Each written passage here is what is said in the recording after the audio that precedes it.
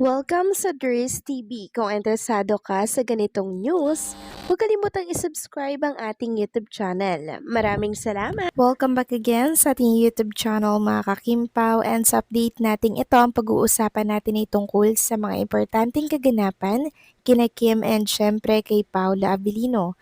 Pero bago po ang lahat, maraming salamat sa inyong patuloy na pag-support at pagsubaybay sa mga daily update natin. Kaya naman bilang pasasalamat, narito po ang ilang napili kong komento patungkol ito sa naging previous update. Unang komento mula po ito kay Ginang Edetana Donza. Sabi niya, "Hello Dris, good day. Hindi kami magbo-boycott ng Di Alibay. Andito kami, sumusuporta sa kanila. Ang i-boycott namin ay ang project nila Gerald at Richard. Secondly, di namin betang show nila kasi mas stress kami. Ayaw namin ng gera at ayan, kasi na-trauma na kami kasi may gera ngayon sa totoong buhay. May gulo na sa ibang bansa. Kaya sorry na lang." Maraming salamat po sa komento, Ginang Edetana Donza. Yes, correct po kayo dyan.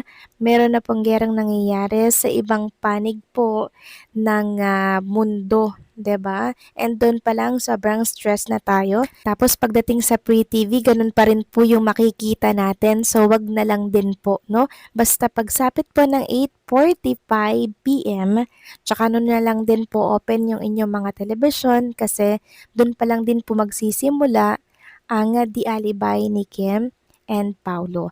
Support lang tayo at wag na wag po tayong bibitaw. Ngayon po tayo kailangan ni Kim and Paulo para sa kanilang project or series na Di Alibay. Dito po kasi nakasalala yung mga next project ni Kim and Paulo, kung magre-rate ba itong series nila, then tsaka po sila gagawa ulit ng panibagong project. Kaya all out support pa rin tayo, wag i-boycott, okay?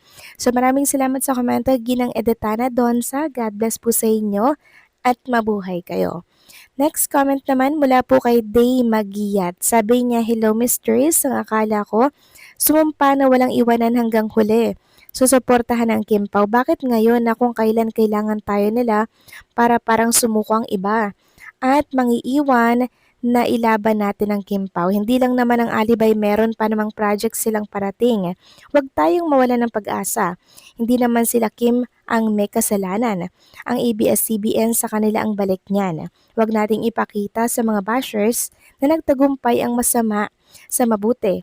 Hindi naman natatapos Alibay lang. Meron pa silang world tour, yun ay ipagdasal natin." Correct po, Ginang Day Magiyat. Huwag nating ipakita sa mga bashers na nagwagi po sila. Bagkos ipakita natin na sa kabila po ng lahat ng nangyayari, eto pa rin po tayo, nagkakaisa at tulong-tulong na inaangat ang project ni Kim and Paulo. Siguro yung nagsasabi po na i-boycott daw itong Di Alibay, bashers po yun ni Kim and Paulo na kung saan ang hihikayat po at nagpapanggap na Kim Pao fans para po i-boycott nga itong Di Alibay. Naku, wag na wag po kayong susunod dun mga kakimpo kasi tayo mga fans, alam natin ang makakabuti sa hindi. Kaya wag nating sundin yung mali. Dahil ngayon tayo kailangan ni Kim and Paula Abilino para sa kanilang project.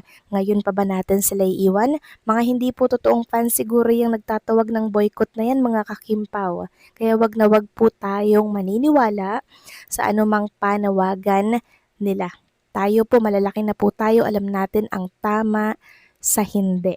Okay? Kaya sundin natin ang tama. So maraming salamat sa komento, Ginang Day Magiyat. God bless po at mabuhay kayo. So ito na nga, pag-usapan na natin mga kakimpaw, mga topic po na nakalap natin sa araw na to ng Holy Monday, at unahin na nga nating pag-usapan ang tungkol naman dito sa nabasa ko pong balita. Tungkol ito sa di umano ay pagtatampo ni Paulo Abilino. Ayon nga sa post ng Showbiz Buzz, Paula Avellino nagtampo sa ginawa ng ABS-CBN sa Di Alibay. Paula Avellino, ayan po mga kakimpaw ha, napakalaki po ng nakalagay dyan na di umano nagtampo daw po si Paulo sa ginawa po ng ABS-CBN.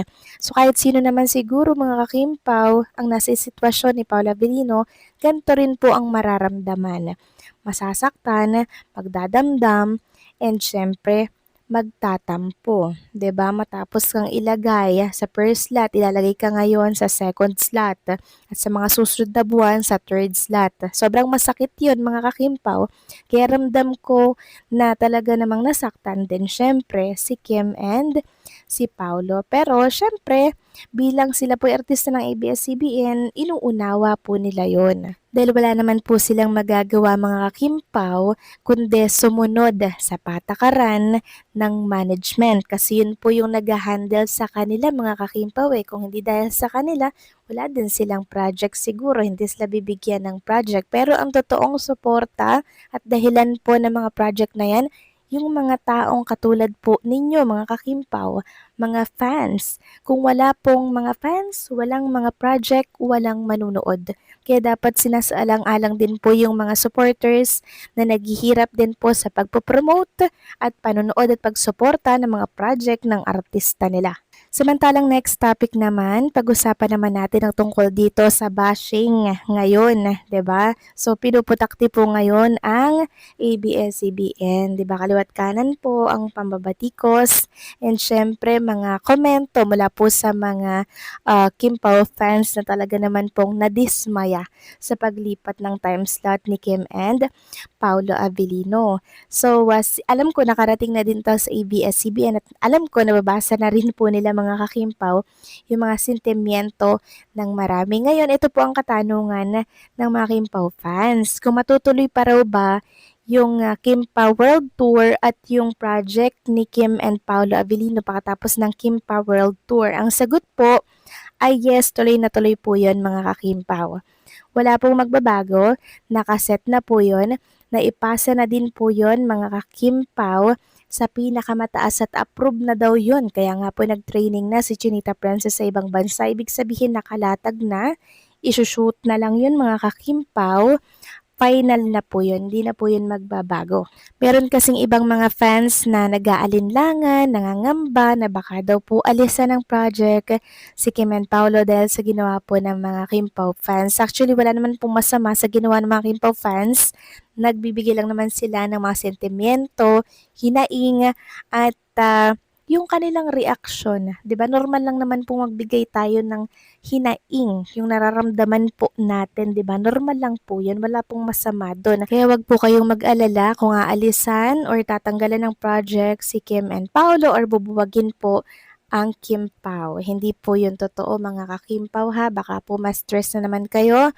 Holy Week na Holy Week, Holy Monday, ma-stress na naman ang mga person. So, kalma lang, relax, magnilay-nilay po tayo. And syempre, ikalma natin ang ating mga sarili, okay? So, paano mga kakimpo, hanggang dito na lamang po ang update natin at maraming salamat sa patuloy na pagsuporta.